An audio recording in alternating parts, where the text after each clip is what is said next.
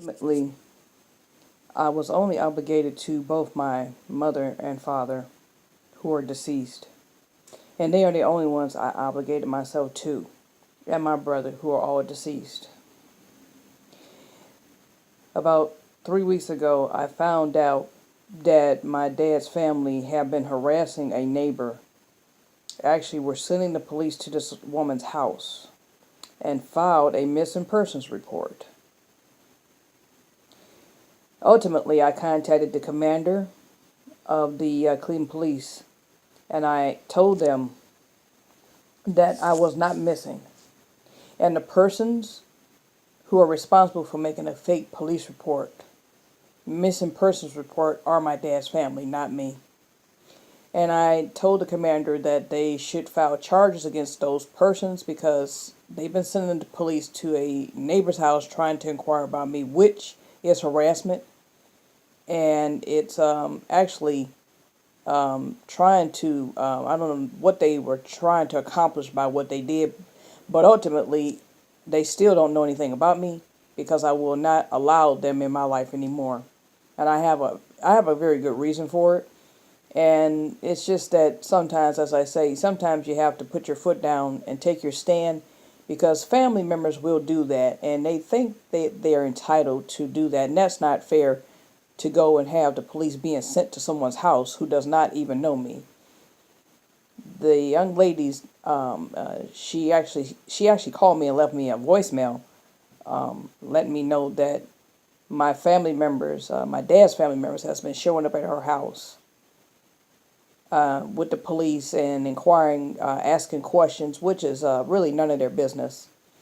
And anybody who does that is really, that goes to show you how far some people will try to manipulate and control and dominate someone else, that's a sick-minded tactic that somebody uses to try to find out information about you. And there are a lot of people who are actually missing. And I mean, there are persons that family members have never seen or heard from ever again in life. And their families are beside themselves with grief and worry about a family member or a person that they haven't seen or heard from. And yet my dad's family filed a fake missing persons report on me, and it backfired.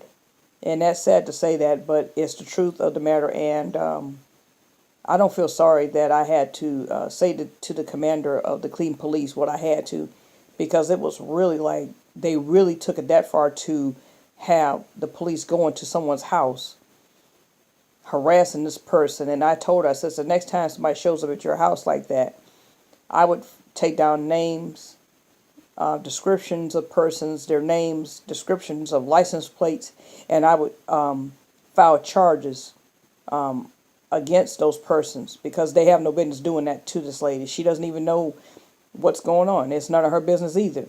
But when I contacted her back, I let her know that if anybody shows up at her house again, no matter who they are, they were told to stop showing up unannounced at my father's house, at his address, 6 months ago. And two people that I won't name in this video are the ones who is behind this, and they've gotten some other family members doing this. And actually, I got a phone call from my own mechanic, which really shows you that they're not going to let it go. But they have no reason to do that to someone. If you don't want to be bothered with your parents, relatives, or family members, you have that right. You're not obligated to explain yourself, where you're at, are you alive, or whatever, because it's none of their business. You do not have to hold yourself accountable to those persons. And that's exactly what my dad's family has done to me. And it drove a further wedge between me and my family. And that's not going to change. That's not going to undo the damage and the fact that my father is now deceased. It's not going to change the fact that these people have been trying to push themselves into my life. And I'm not close to them. And I'm certainly not going to be close to them after what I found out about 3 weeks ago. That is something that's not something that's ever going to be forgiven.